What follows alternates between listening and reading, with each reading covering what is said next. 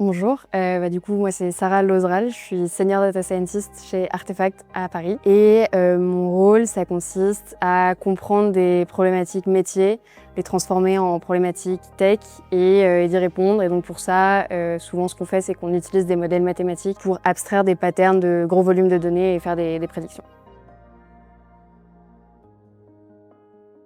Alors du coup moi je travaille sur une solution qui s'appelle Gaia, que Artefact a développé pour le groupe Legrand. Donc Legrand, c'est un gros groupe industriel français qui est basé à Limoges et qui est spécialisé dans les équipements électriques. C'est une solution d'IA générative qui génère du contenu marketing, donc principalement des descriptions produits.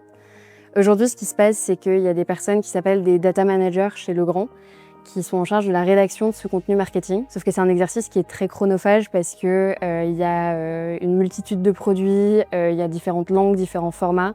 Donc le but de la solution Gaia, c'est vraiment de soulager les data managers en générant automatiquement ce contenu marketing. Donc c'est une solution qui se base sur un modèle qu'on appelle un Large Language Model, donc un LLM. Donc dans le cadre de Gaia, on a utilisé un modèle qui s'appelle GPT-4o, qui est un modèle d'OpenAI, qui est un modèle qui est parmi avec les meilleurs trade-off coût, latence, performance. Et la manière dont ça fonctionne, c'est qu'on va donner des instructions au modèle dans un prompt et ça va générer du contenu.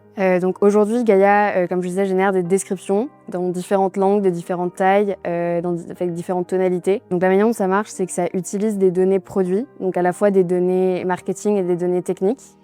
Et ça doit générer une description en respectant un certain nombre de contraintes. Et les contraintes sont différentes en fonction du type de description choisi. Le premier enjeu de la solution qu'on développe, c'est de calibrer correctement les instructions qu'on va donner. Donc, par exemple, il va y avoir des descriptions marketing plutôt orientées B2B versus d'autres qui vont être plutôt B2C.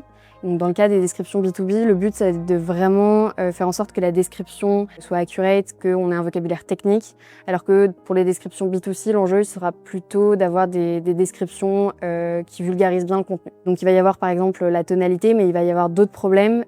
Par exemple, pour du contenu mobile, on a des contraintes sur la taille de la description. On va avoir, pour certaines plateformes, un nombre de caractères à respecter. Donc voilà, on a abstrait un système assez puissant qui permet de générer toutes ces descriptions selon toutes les contraintes sur tout un tas de produits.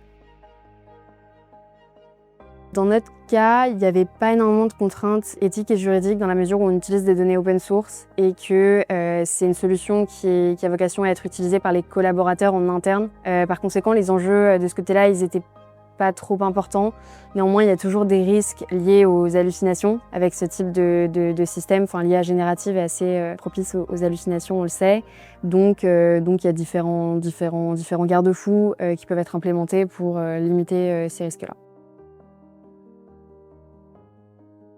Aujourd'hui, la solution elle est en phase de test auprès d'utilisateurs pilotes.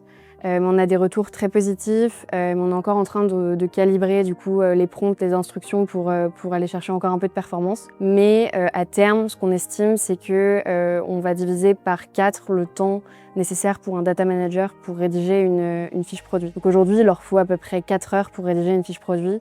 Et on estime que quand Gaia sera déployé à tous les utilisateurs, il leur faudra plus qu'1 heure.